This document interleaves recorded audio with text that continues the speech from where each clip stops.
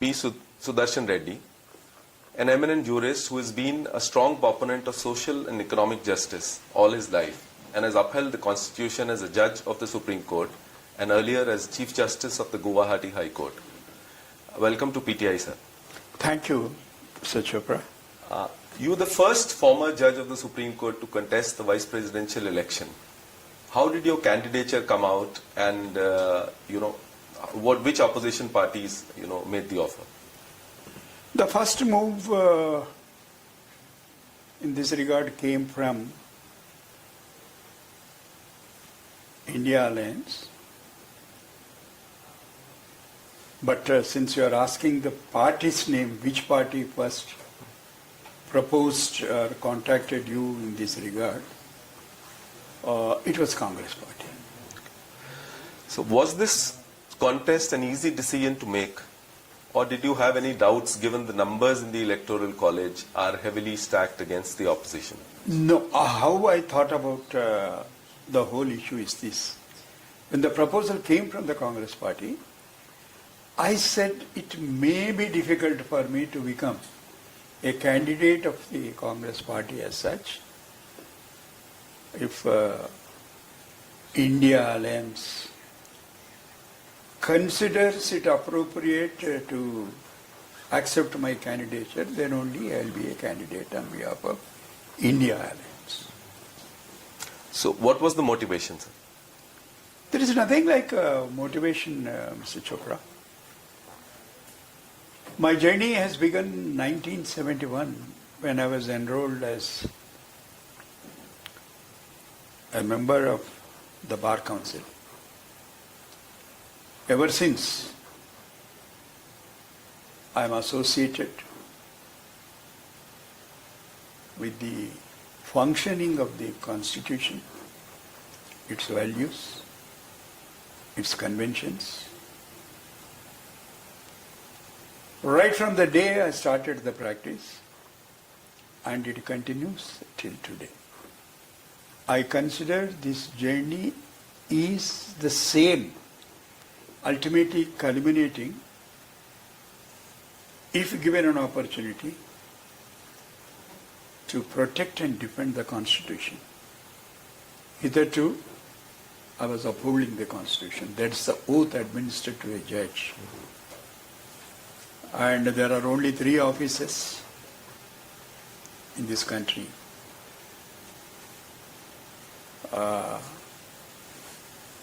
The prescribed oath mandates that they have to protect and defend the Constitution. That is the highest office of the Republic of India.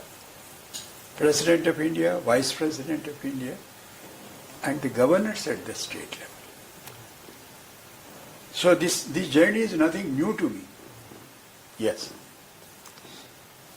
So it has been argued that top constitutional posts should be filled by consensus to reflect national unity. So what are your views on this? I wish there could have been a consensus. But the polity as it stands is a fractured one. In the circumstances, perhaps it has been inevitable,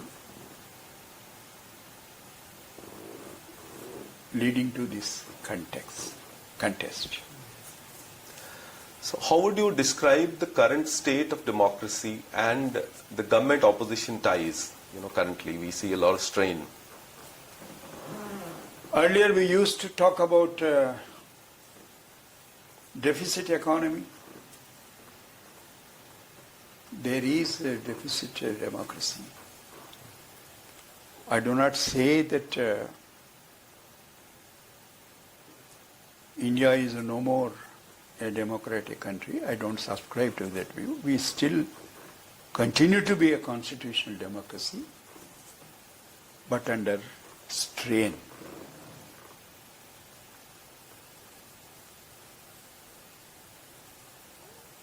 And about the government-opposition ties? I wish it could have been better. Instead of reducing the discourse to the level as we see today, It could have been better. Earlier, the opposition parties and the party in power used to coordinate on many national issues. Unfortunately, which we don't find today.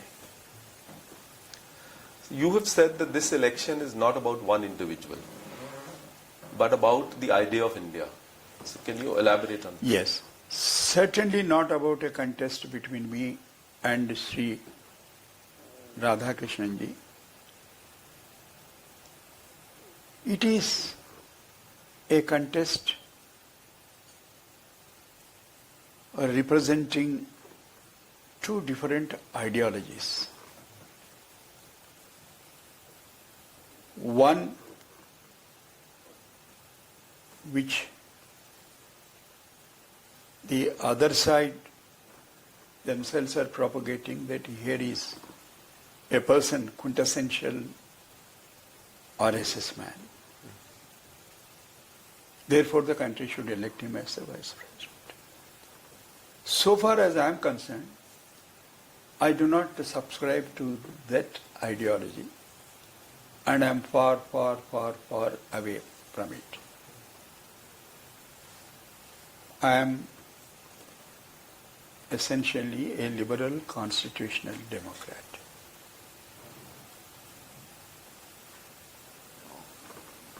This is the area,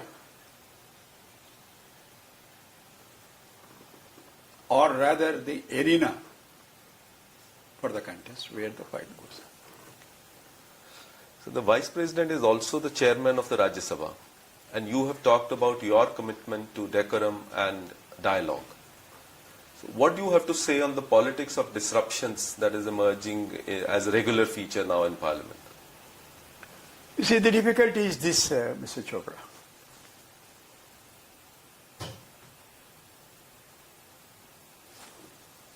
Somebody, an eminent journalist like you, asked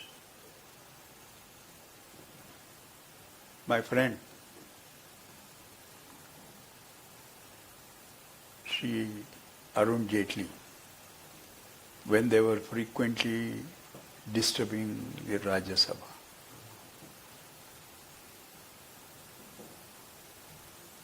The views expressed by that departed soul, who is not amongst us today, that disruption also is a legitimate political activity and a parliamentary practice. Whether a particular disruption at a particular point of time was correct or not is a different matter. But disruptions do take place. Disruption is nothing but one form of dissent. If you are not allowed to speak or express your views, this is one form of speaking. That's how I look at the disruption. Not that I wish that disruption should become an essential and an integral part of democratic process. So opposition parties have unanimously chosen you as their joint candidate for the second highest constitutional position in the country. So what factors weighed in your favor that makes you stand out? I feel greatly honored. But when I look at the rainbow of the political parties unanimously agreeing on my name and sponsoring my candidature, but there was nothing surprising as such. All of them knew my work. All of them have watched me quite for some time. They must have used their discretion and thought it fit that I should be their candidate. And I feel greatly honored for more than one reason. First, it represents the diversity. Secondly, the unanimous choice. Thirdly, in terms of voting strength, if you make an analysis, they represent more than 63-64% of the population. What else could be an honor, Mr. Chopra? So now that you are in the contest, you also come under attack. So just yesterday, Home Minister Amit Shah has accused you of supporting, quote unquote, nationalism. He's also cited your judgment on Salvajudam, saying that it has been there, had it not been there, left-wing extremism would have ended by 2020. I do not wish to join an issue directly with the Honorable Home Minister of India, whose constitutional duty and obligation is to protect the life, liberty and property of every citizen, irrespective of ideological differences. Secondly, I have authored the judgment. Judgment is not mine. Judgment is of the Supreme Court. There was another judge sitting with me, and repeated attempts were made to get it overruled, but it didn't happen.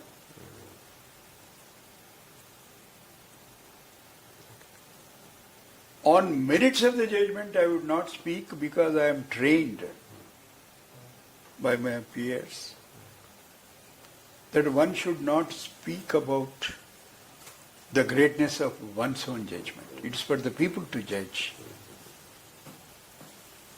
It's not my personal document. I wish the Honorable Home Minister could have himself read the whole judgment instead of getting briefed by, I do not know, hopefully he would not have that much time to read the judgment, which runs into about 40 pages. If he would have read the judgment, perhaps he would not have made that comment. That's all I say, and leave it there. So you don't want to disturb the decorum of the debate? No. There must be a decency in the debate. What do you have to say on your opponent, who's been a governor and a politician in the past, unlike you? Perhaps he was discharging his constitutional duties and obligations to the best of his ability, about which I have no comment to make. So the Vice President's election you were contesting was necessitated due to sudden resignation of Mr. Jagdeep Dhankar. So what do you feel about the circumstances in which he put in his papers? Jagdeep Dhankar ji himself is a senior lawyer and a veteran of many battles. It may be appropriate for him to disclose the reasons why he has to leave the office all of a sudden. I do not wish to indulge in any guesswork. You've always held the Constitution close to yourself. What do you feel about the tirade launched by the opposition against the government over protection of the Constitution? Is it under serious threat? You see, Constitution, you can't just read the articles and say that no article is under threat.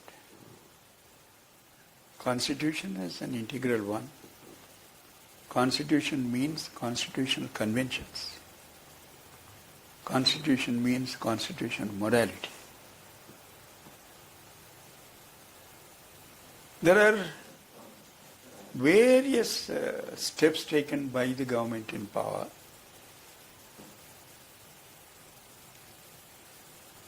making one feel legitimately that it is coming under challenge. Therefore, the debate that is going on in the country, whether the constitution is under attack,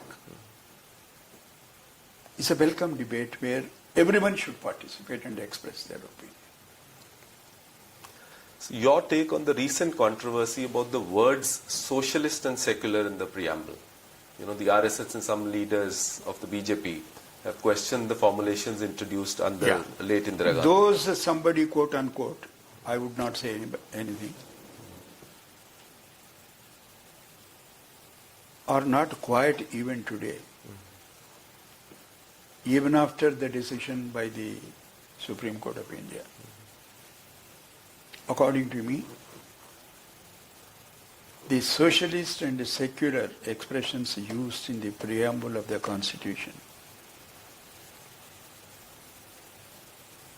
have made things explicit, which is otherwise inbuilt in the provisions of the Constitution. You talk about equality, Article 14. If it is not secular, then what is the equality? You talk about fraternity, one of the most important value according to me. What would be the fraternity without secularism? And without the expression socialism? What is the equality we are talking about?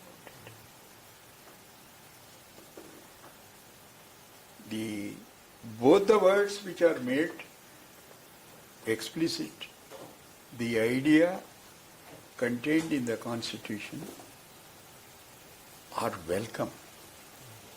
It is true that amendment came, that is 42nd amendment, when emergency was invoked.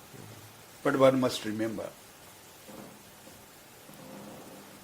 the government next that came into power, that is the Janata government, consisting of various political parties, including the present BJP, which was the Janasangh at that time, have unanimously approved it. Therefore, one fails to understand with what intention that debate is being triggered now. Thank you. You headed a panel to assess the merits of the caste survey in Telangana. Why is there a need for a caste survey? Many also argue that a caste census will further fragment our already fractured society and deepen fault lines. The people who advanced that argument which you are now advancing before me have fallen in line, realized the importance of caste survey. Please tell me, Mr. Chopra, how do you identify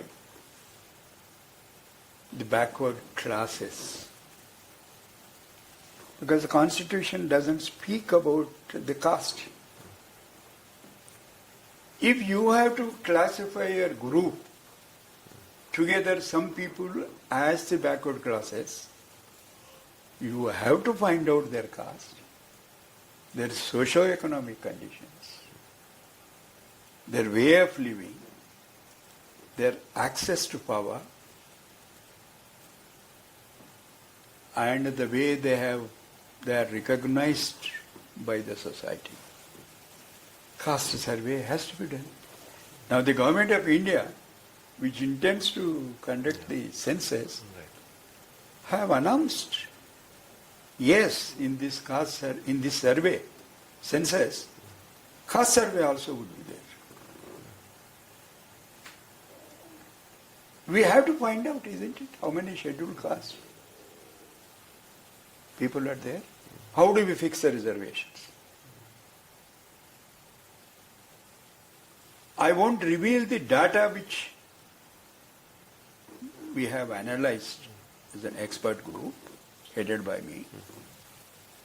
But one thing I can share with you about my own state, Telangana.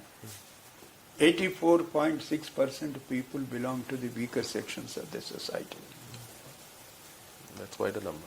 So, how do you propose to frame your social and economic policies?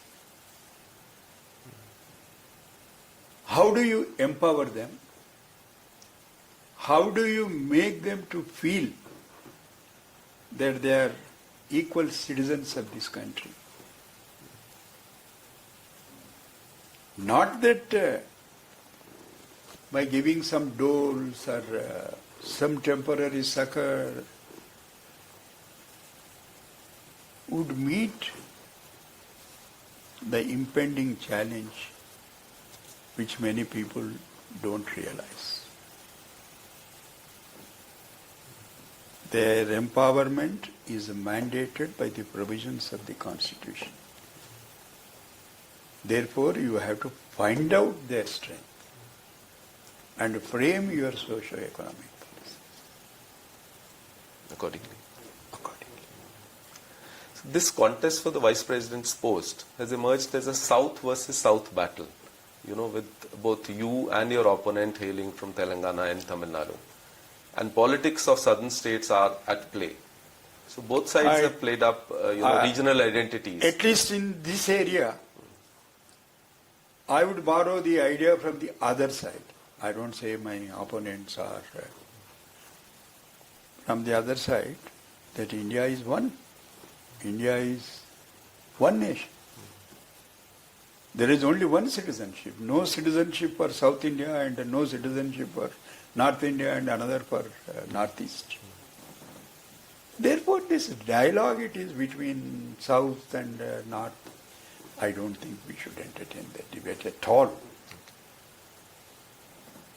So would you be also? The other candidate, Sri Radhakrishnan ji, is an eminent citizen of this country.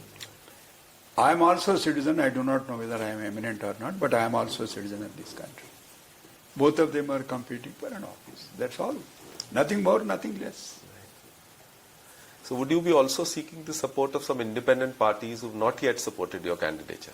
I will be definitely seeking it, Mr. Chopra, not only the parties. I would be seeking the support of every parliamentarian, whether they belong to NDA, whether they belong to India, whether they have their own regional outfits.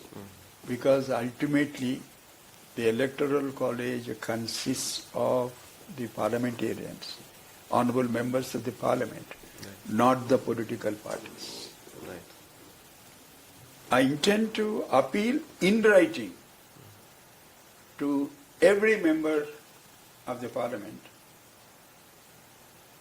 to exercise their discretion and accordingly exercise their franchise. So you've given several landmark judgments, including the one criticizing the former union government for showing slackness in probing black money cases. And you also, set up an SIT to bring back black money stashed abroad. The work is still in progress. But nothing has happened as yet, sir. So how important is it to bring that black money back? It is important. A substantial section of a nation's wealth moved out of country through various means and mechanisms. That has to be brought back. It's our money, your money, my money, and the nation's wealth. Unless somebody tells us, you and me, that there is no black economy, there is no black money, nothing moved from the country. So It is the other side who were holding that judgment in their hands in the election campaign, implement the judgment of none other than the veteran great warrior L.K. Advani ji. He was holding it in hand. He underwent a countrywide yatra also on this. With the judgment in his hand. And after my retirement, there was an occasion to interact with him. He never raised and asked me any question about salva judium. But I appreciated the effort made by the Supreme Court, not by me, True. to unearth the black. Just the last question. Recent years have also seen Mahatma Gandhi versus Ambedkar, Ambedkar versus Nehru narratives. So your comments on? My comment is, if you read superficially Gandhi and Ambedkar and Nehru,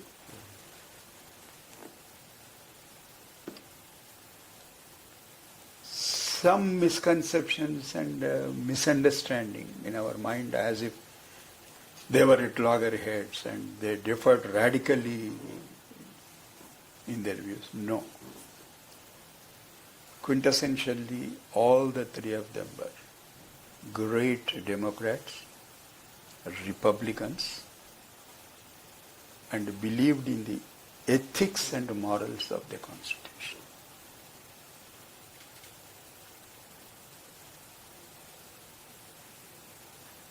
I do not think it would be in the interest of the nation to divide them into three segments, and one supporting and the other opposing, and creating a false narrative is not in the nation's interest. Since you are contesting the election and campaign is an important part of election, so what would be your message to the electorate and to the country on this election? Well, all through my life I said I was upholding the Constitution. If you give me an opportunity to serve this country, I will try to defend and protect the Constitution of India, which undoubtedly is coming under challenge. The message is, there is still possibility of a reasonably good and healthy debate amongst ourselves in this country.